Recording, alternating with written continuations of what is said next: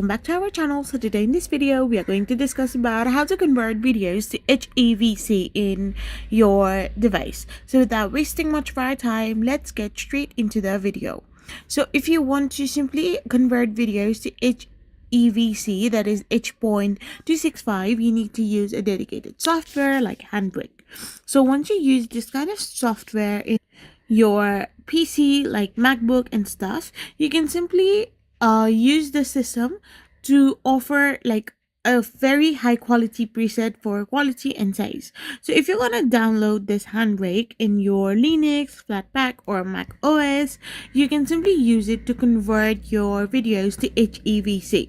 You need to download it, open it, and simply choose a preset. You need to select a preset, for example, for an iPhone, or adjust your settings manually.